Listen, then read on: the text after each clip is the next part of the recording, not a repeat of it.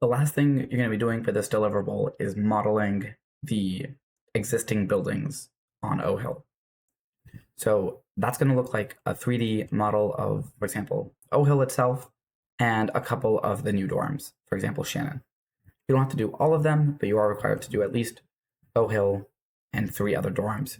You're welcome to go to the astronomy building here if you would like, or Gilmer, or any part of the AFC that might be on this. So let's show you what that looks like. First thing I'm going to do is save this file and close it out and create a copy. But this file contains all of those CAD drawing elements that we used, and we don't really need those in the future. So instead of copying from 1B, I'm just going to recopy 1A. So I'm just going to click copy. I'm going to paste that in again. I'm going to rename it to 1C and call this O Hill Buildings. And then I'm going to open that up in Civil 3D. So you can see here now all of that extra work that we did is not here. So we have a clean space, and that drawing sheet is also only saved in that 1B file that I made. So to make these, we're going to turn down the fade so you can see it. Now, keep in mind, I mentioned that your geolocation is not going to match your surface perfectly, and that's okay. This surface is going to be used primarily for road modeling and design. So if your buildings are off by, some amount of feet, it's not a big deal. That's going to be totally okay for the purposes of this project. And you're always welcome to move those objects using the move tool or the copy tool, as we mentioned previously. So the way I'm going to do this is I'm going to use the polyline tool to outline O Hill and at least 3 other dorms. So you could do O Hill and these 3, or O Hill, Shannon, and you can do, is this Cawthon? I don't actually remember, guys. I'm so sorry. I'm a 4th year. So let me show you how to do that. I think the easiest way to do this is the polyline tool. So I'm just going to type in P-line. And this is a great time to mention those snap tools that are on. A lot of these buildings have irregular shapes, and I might not necessarily want them to snap to perfect 90-degree angles. So for now, I'm going to keep that off, but whenever I need them, I will turn it on. I'm just going to start with O Hill. Again, this doesn't have to be precise, but it should be approximate. And I'm just going to go using this geolocation data, and I'm going to outline the building. You can see me here outlining this building. I'm just going to keep going. Again, doesn't need to be exact. You can see the picture quality isn't great either. So if it's not exact, that's totally okay.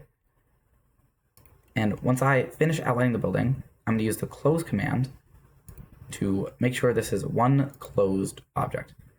You can see here, I think I got, actually this is part of the patio outside of O Hill, maybe not the actual building, but that's totally okay. So I'm just going to press C, enter to close, and now I have my outline of O Hill dining hall. I can select it, and I can select the polyline, and now you can see it. You might be wondering what properties this polyline has, and we're going to add a part to our UI right now. If you go to the View tab, and you go to the palettes, there's a little icon here called Properties. If you click on that, it'll pull up a Properties tab, and I'm just going to click this, and I'm going to drag it to the right side of my screen. I want this to always stay here. So you can see that here. I'm just going to shrink this down so it's not so big.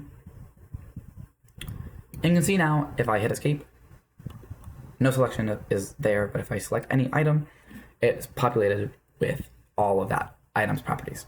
So you can see, for example, vertexes, you can see the length and the area enclosed, so 31,000 feet, 852 feet, and there's a bunch of properties here. This is a great way to check your design and modify anything about objects that you might need to. So for example, I might want to include this on a layer, so I might go to the Layer tab and put this into A buildings, architectural buildings. So if I ever want to get rid of these, I can just hide that layer or change the properties of the layer. For example, if I wanted to change the line color, I can just do that once and everything on that layer will update automatically. So I'm going to change that to the architectural building. And now I'm also going to give the line an elevation.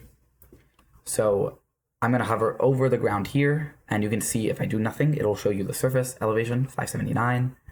Let me go to a different corner, 592. So this is a high point, and this is definitely a low point here. You can use the contour lines to help you with that. So I want the building to be flush with the ground, so I'm just going to put it at 565, and that should be below the ground. Next, I'm going to use a 3D aspect of Civil 3D and bring a third dimension into this. To do that, I'm going to type in extrude, and that's just going to extrude this object. I need to specify a height to extrude it to. I think a good rule of thumb is about 10 to 15 feet per story, and we know O Hill is 3 stories tall. So I'm just going to put this at 45 to 50 feet, but you'll also remember that I'm below the ground elevation right now, so I'm maybe going to do 60.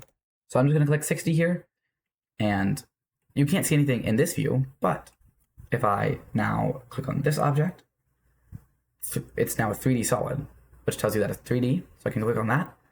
I can click on my surface, and I can add this to the model viewer. I'll expand this, and I can rotate my view. And now you can see a whole 3D model of your building on the surface. So this is O Hill, and you can do this a couple more times for at least 3 dorms, at least 3 other buildings besides O Hill. And I want you to submit not a plan sheet of this, but an actual model view like this. If you don't have Civil 3D 26, instead of using the model viewer, you can use the object viewer.